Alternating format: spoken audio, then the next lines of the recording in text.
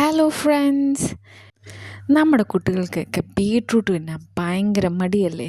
പക്ഷേ ഇന്നത്തോടെ ഈ റെസിപ്പി കാണുമ്പോഴേ അവർക്ക് ബീട്രൂട്ടിനോടുള്ള ഇഷ്ടം കൂടും. അപ്പോൾ അതുപോലത്തെ ഒരു ടേസ്റ്റി ആയിട്ടുള്ളൊരു റെസിപ്പിയാണ് ഞാൻ ഇന്ന് കൊണ്ടുവരാൻ പോകുന്നത്. അപ്പോൾ റെസിപ്പി ഇതാണ്. അതായത് നമ്മളൊരു പാൻ എടുക്കുക, അതിലൊരു ടേബിൾ സ്പൂൺ നെയ്യിലോട്ട് ഗ്രേറ്റ് ചെയ്ത് ഒരു ബീട്രൂട്ട് ഇടുക. അതിൻ്റെ പച്ചമണം മാറിക്കഴിഞ്ഞ ശേഷം ഒരു 1/4 കപ്പ് പഞ്ചസാര ആഡ് ചെയ്യുക. അത് കഴിഞ്ഞ് 1/4 കപ്പ് റവയും കൂടെ ആഡ് ചെയ്യുക. എല്ലാം യോജിപ്പിച്ച ശേഷം ഇതിലെ നിറം ഇതുപോലെ ആയിക്കഴിഞ്ഞ ശേഷം ഇങ്ങനെ പാനിൽ നിന്ന് വിട്ട് വരുമ്പോൾ നമുക്ക് അതായെന്നാണ് അതിൻ്റെ പരുവം.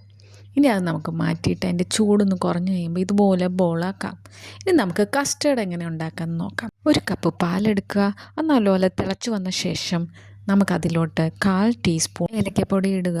2 ടേബിൾ സ്പൂൺ കസ്റ്റേർഡ് പൗഡറും ഒരു 3 ടേബിൾ സ്പൂൺ തണുത്ത പാലും കൂടെ നല്ലപോലെ യോജിപ്പിക്കുക. കട്ടയൊന്നും ഇല്ലാതെ ഇത് ചൂടുള്ള പാലിലോട്ട് ഒഴിക്കുക. ഇതിപ്പോൾ നല്ല തിക്ക് കൺസിസ്റ്റൻസി ആകുമ്പോൾ നമുക്കിത് പാനിൽ നിന്ന് എടുക്കാം. എടുത്ത ശേഷം ഇതിലോട്ട് ബീട്രൂട്ടിൻ്റെ ബോൾസും ഇടാം. ഈസി ആയിട്ടുള്ള റെസിപ്പിയാണ്. ലൈക്ക് ആൻഡ് സബ്സ്ക്രൈബ് ചെയ്യാൻ മറക്കല്ലേ.